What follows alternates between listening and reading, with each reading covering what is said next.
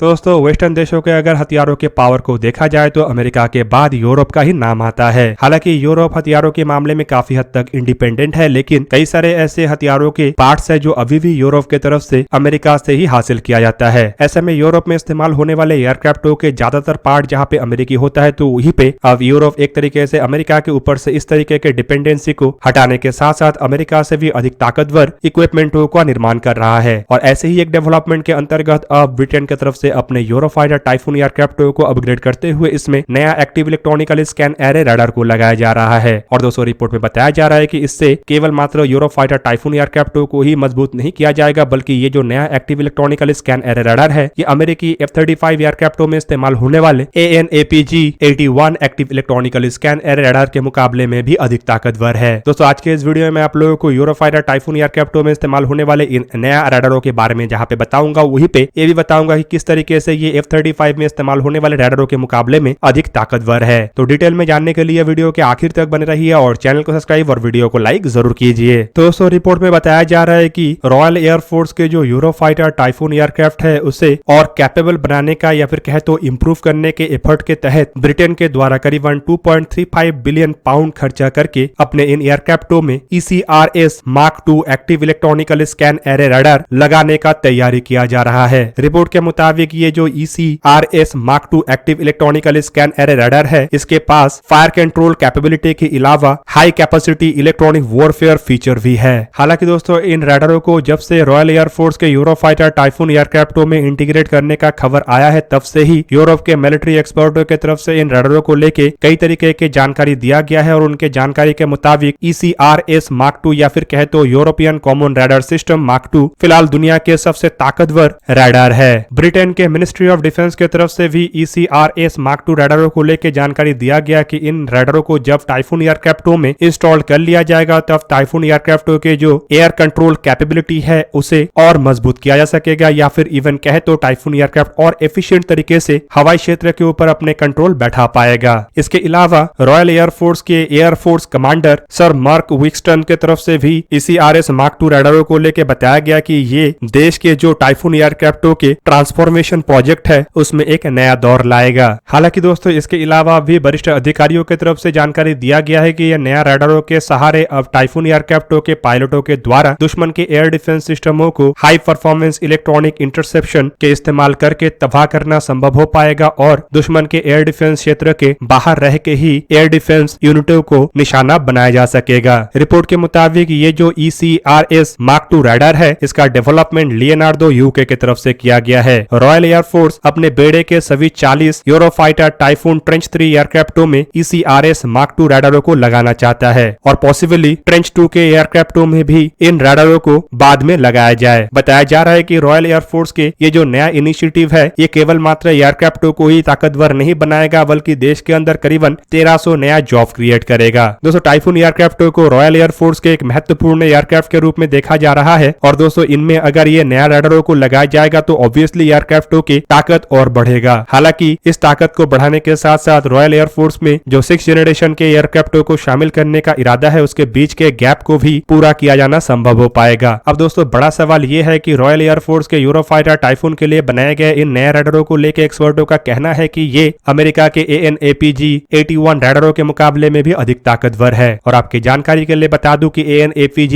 Active electronical scan array radar असल में America के सबसे ताकतवर एयरक्राफ्ट कहे जाने वाले फ्लाइंग कंप्यूटर मतलब F-35 लाइटनिंग 2 में इस्तेमाल होने वाले active electronical scan array radar है। दोस्तों लियोनार्डो के ECRS Mark II और नॉर्थेफ गरमन के AN/APG-81 active electronical scan array radar को दोनों ही कंपनियों की तरफ से दुनिया के सबसे ताकतवर रडार कहा जाता है। हालांकि दोनों रडारों को इस्तेमाल किए जाने वाले एयरक्राफ्टों में काफी अंतर है। जहां पे यूरोफाइटर टाइफून एक 4.5 जनरेशन के एयरक्राफ्ट है तो वहीं पे F-35 एक एडवांस और कैपेबल 5th जनरेशन के फाइटर एयरक्राफ्ट है। दोस्तों AN/APG-81 active electronical scan array radar को देखा जाए तो ये साल 2009 से ही F-35 एयरक्राफ्टों में इक्विप किया गया है, जबकि इसके विपरीत अगर ECRS Mark II रडारों को देखा जाए तो ये फिलहाल इक्विप्ड नहीं हुआ है और जल्द ही यूरोफाइटर टाइफून में लग जाएगा। हालांकि दोस्तों ECRS Mark II रडारों को लेकर बताया जाता है कि ये दुनिया के 2 बेहतरीन और हाईली कैपेबल रडारों के कॉम्बिनेशन के तहत डेवलप किया गया है, जिनमें एक ARTS रडार है जबकि दूसरा ग्राइपिन एयरक्राफ्टों में इस्तेमाल होने वाले ES-0 यूरो-5 रेवन रडार है और ये दोनों रडारों के टेक्नोलॉजियों को एक साथ कंबाइन करके लियोनार्डो यूके की तरफ से यूरोपियन कॉमन रडार सिस्टम का डेवलपमेंट किया गया है।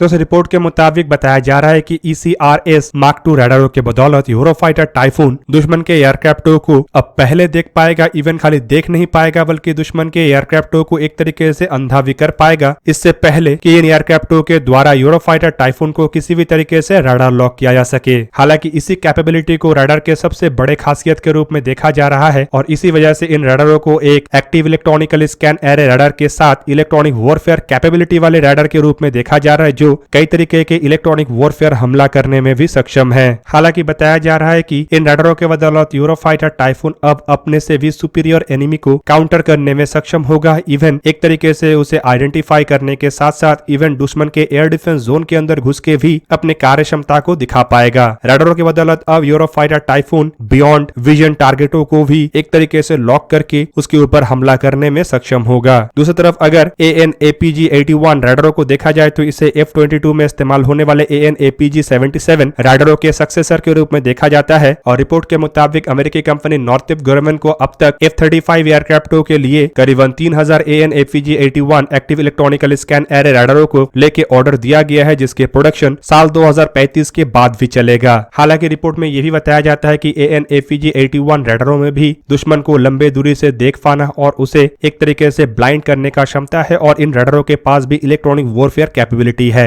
और एक तरीके से ऐसे इलेक्ट्रॉनिक वॉरफेयर कैपेबिलिटी वाले active electronical scan array radar के रूप में पहले रडार के तहत AN/APG-81 रडारों को पहचाना जाता है। इन रडारों के पास इन कैपेबिलिटी के अलावा लॉन्ग रेंज में एक्टिव और पैसिव एयर टू एयर और एयर टू ग्राउंड हथियारों को दागने का भी क्षमता है और साथ ही साथ ये भी बताया जाता है कि इन रडारों के बदौलत अमेरिकी F-35 दुश्मन के स्टेल्थ एयरक्राफ्टों को भी देखने में सक्षम है। हालांकि दोस्तों अगर देखा जाए तो ECRS मार्क II रडारों के बारे में अब तक ज्यादा कुछ जानकारी मिलना पॉसिबल नहीं हो पाया और ये भी नहीं पता है कि इन रडारों के पास कितने रडार क्रॉस सेक्शन वाले ऑब्जेक्टों को कितने रेंज में डिटेक्ट करने का क्षमता है। हालांकि ये भी अब तक जानकारी पब्लिकली अवेलेबल नहीं है कि ये रडार हवा में एक साथ कितने टारगेटों को ट्रैक कर सकता है और कितने टारगेटों को एक साथ कितने रेंज में एंगेज कर सकता है। पर वहीं पे अगर इसके विपरीत AN/APG active electronical scan array रडारों को देखा जाए तो रिपोर्ट के मुताबिक इन रडारों में करीब करीब 1000 TR मॉड्यूल्स का इस्तेमाल हुआ है, जिसके सहारे ये जो रडार है मैक्सिमम 150 किलोमीटर के डिस्टेंस में छोटे ऑब्जेक्टों को डिटेक्ट करने में सक्षम है। हालांकि बताया ये भी जाता है कि ये जो रडार है ये हवा में एक साथ 23 टारगेटों को ट्रैक और 19 टारगेटों को एक साथ एंगेज करने का क्षमता रखता है, जबकि जमीनी टारगेटों के मामले में ये जो रडार है ये एक साथ एक ही टारगेट को ट्रैक और एंगेज करने का क्षमता रखता है। कुल मिलाकर दोस्तों ये नया रडार मतलब ECRS मार्क II रडारों के बदौलत खाली यूरोफाइटर टाइफून एयरक्राफ्टों को ही ब्रिटेन के द्वारा अपग्रेड नहीं किया जा रहा है, बल्कि एक तरीके से देखे तो ब्रिटेन अपने आप को हथियारों के मामले में खास करके एयरक्राफ्टों में इस्तेमाल होने वाले महत्वपूर्ण कंपोनेंटों के मामले में इंडिपेंडेंट भी कर रहा है और दूसरी तरफ खाली ये डेवलपमेंट ब्रिटेन के लिए ही महत्वपूर्ण नहीं है बल्कि पूरा यूरोप के लिए महत्वपूर्ण है, जो एक तरीके से बड़े हथियारों के लिए काफी हद तक अमेरिका के ऊपर डिपेंडेंट है। जबकि यूक्रेन और रशिया के इस लड़ाई के दरमियान पूरा यूरोप को ये महसूस हो चुका है कि अब हथियारों को लेकर केवल मात्र अमेरिका के ऊपर ही डिपेंडेंट होना ही काफी नहीं है, बल्कि एक तरीके से अपने आप को भी सेल्फ रिलायंस बनाना पड़ेगा ताकि कोई बड़ा खतरा आने के दरमियान अपने आप को प्रोटेक्ट किया जा सके। तो दोस्तों ये था आज का वीडियो। अगर आपको वीडियो अच्छा लगा तो लाइक कीजिए और मेरे चैनल को सब्सक्राइब कीजिए और साथ में बना हुआ बेल आइकन को भी प्रेस कर दीजिए ताकि आप मेरा वीडियो देख पाए सबसे पहले। जय हिंद।